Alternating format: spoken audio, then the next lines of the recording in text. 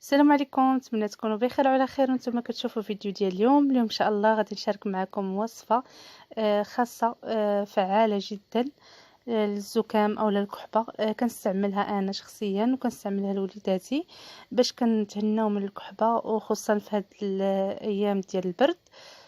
كنحتاجو فيها مكونات بسيطه بزاف بزاف، يعني جوج ديال المكونات ما غاديش نفوتوهم. و وبالنسبه للنتيجه كتعطينا نتيجه هائله. انا كنستعملها لولادي ملي كانوا صغيورين طريبيه، وكذلك دابا غير كيبدا يكحبوا.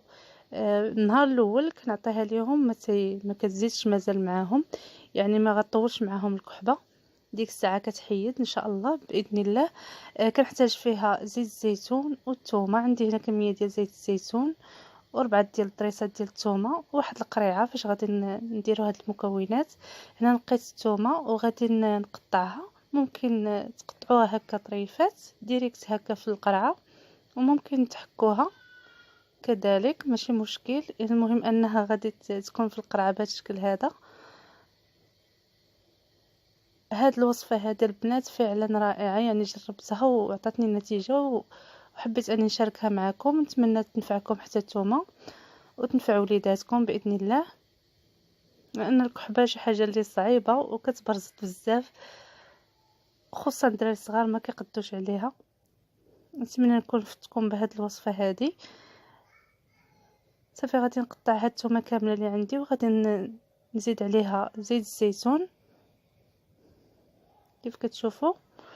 غادي نضيف ليها زيت الزيتون يعني القياس اللي بغيتو. انا هنا ما غاديش نعمر هاد القرعه، غادي ندير غير الكميه الكافيه اللي غدوز ليا واحد 5 ايام ولا 6 ايام. يعني كنعطيهم معلقه صغيره اولا كبيره على حسب القياس تاع وليداتكم، يعني العمر ديالهم.